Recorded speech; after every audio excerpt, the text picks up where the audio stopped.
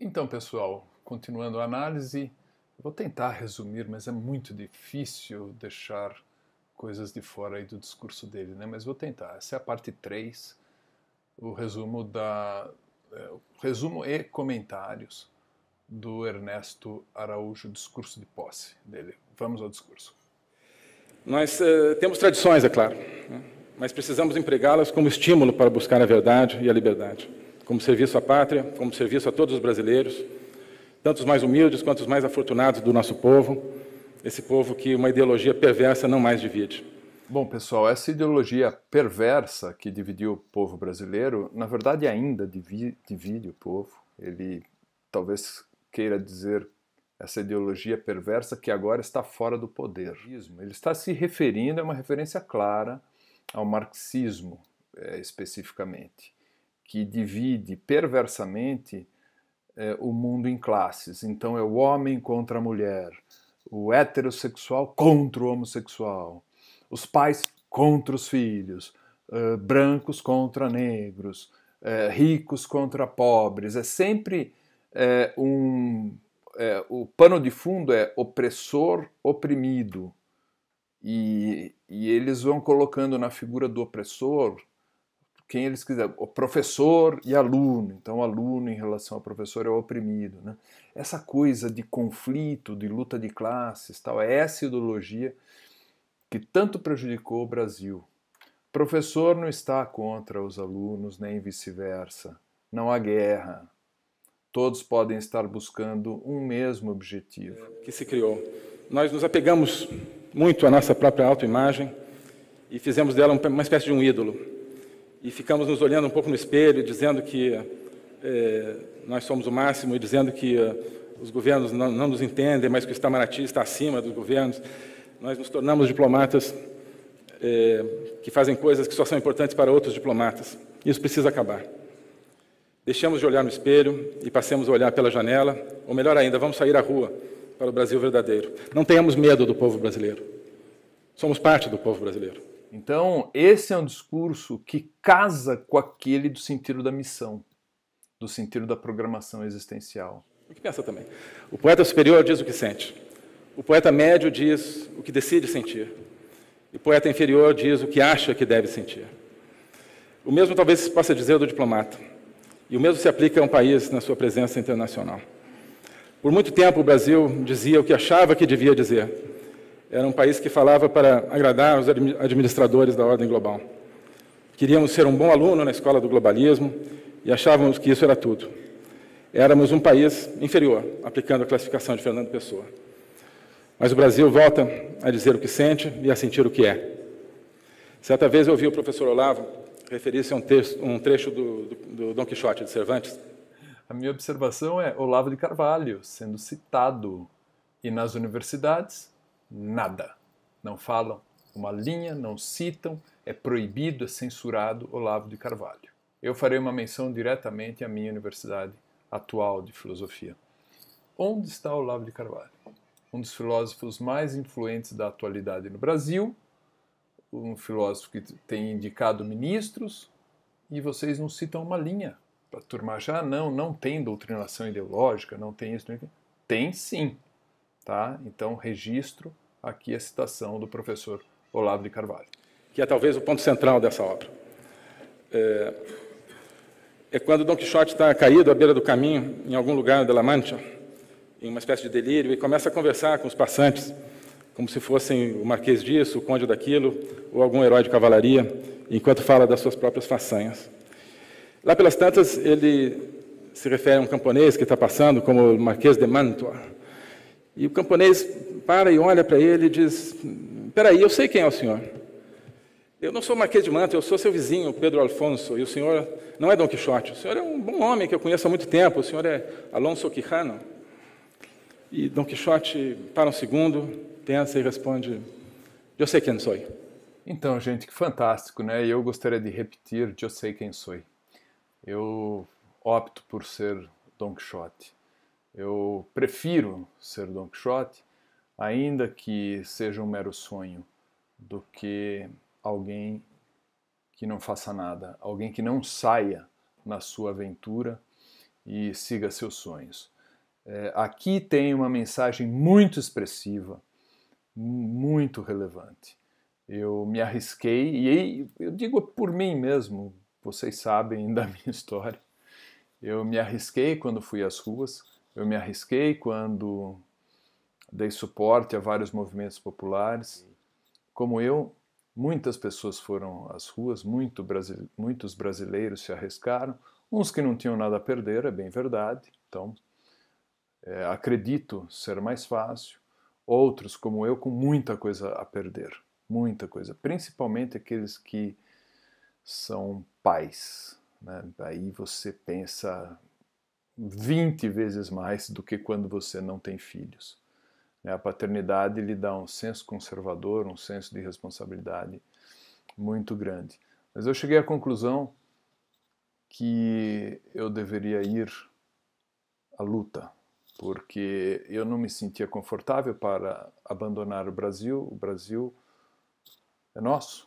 O Brasil não é do PT, o Brasil não é dos tiranos. O Brasil é do povo brasileiro. Quando o PT colocou aquela estrelinha do PT no Palácio do Planalto, logo nos primeiros dias do governo Lula, ali eu já entendi que se tratava de um governo tirano, que colocava o marco do partido, o símbolo do partido, nos jardins do Palácio do Planalto, que não pertence ao PT, mas sim ao povo brasileiro. Naquela época já sabia que teria que enfrentar tiranos, mas não imaginei que fossem tiranos com tanta sede de poder e com tanta sede de recursos. Mais do que a sede de recursos, é a sede de recursos para a garantia de um poder perpétuo. Algumas pessoas dirão que o Brasil não é isso tudo que o presidente Bolsonaro acredita e que eu também acredito. Dirão que o Brasil não tem capacidade de influir nos destinos do mundo, de defender os valores maiores da humanidade, que devemos apenas exportar produtos e atrair investimentos, pois afinal somos um bom país, quieto e pacífico, mas não temos poder para nada. Dirão que o Brasil é apenas Alonso Quijano. Mas o Brasil responderá: eu sei quem eu sou. Eu sei quem eu sou. Somos um país universalista, é certo, e a partir desse universalismo queremos construir algo bom e produtivo com cada parceiro. Mas o universalismo não significa não ter opiniões. O universalismo não significa uma geleia geral. Não significa querer agradar a todos. Aqui me toca muito, porque eu já estudei bastante universalismo, me considero uma pessoa universalista, mas esse universalismo aí que está dizendo o Ernesto Araújo, porque geralmente as pessoas que estudam universalismo e se acham universalistas, existe uma falácia igualitária no sentido de todas as opiniões são boas, todas as opiniões detêm a sua verdade. Não, tem opinião que é falsa, errada, tosca.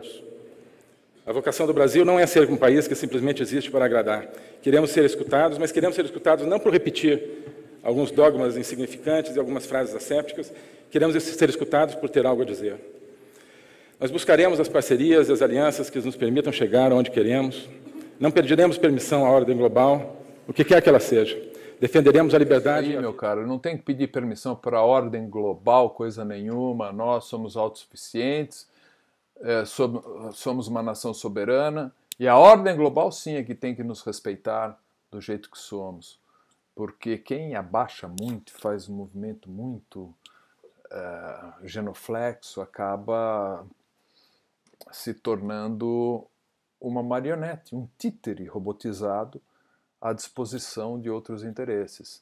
Então temos que ter um relacionamento, sim, fraterno, honrado, mas altivo, sereno, cortês, mas altivo e proativo. Quem ama, luta pelo que ama. Então nós admiramos quem luta. Admiramos aqueles que lutam pela sua pátria e aqueles que se amam como povo. Por isso admiramos, por exemplo, o exemplo de Israel, que nunca deixou de ser uma nação, mesmo quando não tinha solo, em contraste com algumas nações de hoje, que mesmo tendo solo, suas igrejas, seus castelos, já não querem ser nação. Por isso admiramos os Estados Unidos da América, aqueles que hasteiam sua bandeira e cultuam seus heróis. Admiramos os países latino-americanos que se libertaram dos regimes do Foro de São Paulo. O Foro de São Paulo sendo citado pelo Ernesto Araújo, sensacional. É isso aí. Foro de São Paulo, que é uma instituição, uma corja de tiranos formados por Lula, Fidel Castro, todos os tiranos de plantão. Admiramos nossos irmãos do outro lado do Atlântico, que estão construindo uma África pujante e livre. Admiramos os que lutam contra a tirania na Venezuela e em outros lugares. Só lembrando que o PT adora a turminha da Venezuela, os governantes da Venezuela, né, dando dinheiro para o regime venezuelano, ao passo que deveria ajudar o povo venezuelano que está sob um regime tirânico. Por isso admiramos a Nova Itália, por isso admiramos a Hungria e a Polônia, admiramos aqueles que se afirmam e não aqueles que se negam. O problema do mundo não é a xenofobia, mas a oikofobia, de oikos, oikia, o lar. Oikofobia é odiar o próprio lar, o próprio povo, repudiar o próprio passado. Concordo mais uma vez em 100%. O que ele está falando, na verdade, é o conservadorismo político. Você avança sob uma base. Os revolucionários, você destrói a base, você destrói o passado para construir uma nova sociedade utópica que você planejou e acha que é o melhor. Não. Tá? Não é o que você pensa. É o que já existe, é a realidade que está aí em evolução constante e gradativa. Tá? Então, eu concordo em 100%. E não é a xenofobia o problema, não. É o desrespeito interno, é a negação de si mesmo. É isso que as pessoas estão fazendo, uma raiva de si, e você coloca essa raiva para fora, culpando o próximo. O socialismo, como está na encíclica Rerum Novarum, do Leão XIII, não lembro mais agora, mas acho que foi Leão XIII, Papa Leão XIII, escreveu lá a encíclica Rerum Novarum, que é muito estudada nos cursos de Direito, diz lá que o socialismo é a política da inveja. Então você inveja o que o outro tem, não sendo competente o bastante para adquirir aquilo, então você quer arrancar do outro através de uma retórica política. Para destruir a humanidade é preciso acabar com as nações e afastar o homem de Deus, e é isso que estão tentando, e é contra isso que nos insurgimos. O globalismo se constitui no ódio, através das suas várias ramificações ideológicas e seus instrumentos contrários à nação, contrários à natureza humana e contrários ao próprio nascimento humano. Nação, natureza e nascimento, todos provêm da mesma raiz etimológica, e isso se dá porque possuem entre si uma conexão profunda. Aqueles que dizem que não existem homens e mulheres são os mesmos que pregam que os países não têm direito a guardar suas fronteiras, são os mesmos que propalam que um feto humano é um amontoado de células, descartável, são os mesmos que dizem que a espécie humana é uma doença que deveria desaparecer para salvar o planeta. Por isso, a luta pela nação é a mesma luta pela família, é a mesma luta pela vida, a mesma luta pela humanidade em sua dignidade infinita de criatura. Quando eu era criança, e adolescente também, eu ouvia muita gente dizendo o mundo caminha inexoravelmente para o socialismo. Mas não caminhou. Não caminhou porque alguém foi lá e não deixou. Hoje escutamos que a marcha do globalismo é irreversível, mas não é irreversível. Nós vamos lutar para reverter o globalismo e empurrá-lo de volta ao seu ponto de partida. Nós queremos levar a toda parte o grito sagrado da liberdade, Eleuteria. Esse foi o primeiro grito de guerra do Ocidente em seu nascimento, na Batalha de Salamina. Eleuterute patrida, libertai a pátria. Defenderemos a soberania, defenderemos a liberdade de expressão, a liberdade de crença, a liberdade na internet, a liberdade política, defenderemos os direitos básicos da humanidade, o principal dos quais talvez seja, se me permitem usar o título de uma novela dos anos 60, o direito de nascer. O brasileiro entende que da frente externa depende, em grande medida, a sobrevivência e o êxito do projeto de redescoberta e libertação, esta aventura de Aletheia e Eleuteria que estamos vivendo com amor e com coragem. Eu vou terminar falando do princípio e citando novamente São João, a abertura do Evangelho de São João, quando diz, en arche, en ho logos.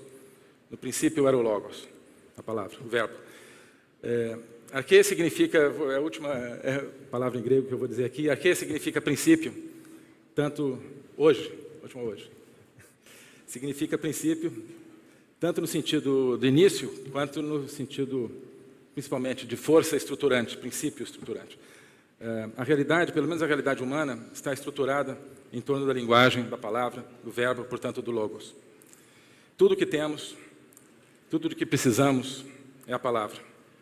Ela está aprisionada, mas com amor e com coragem, havemos de libertá-la. Que Deus abençoe a todos vocês. os que creem, os que não creem, os que estão conosco, os que ainda não estão conosco. Que Deus abençoe o presidente Jair Bolsonaro e que Deus abençoe o Brasil. Anuê Jaci. Muito obrigado.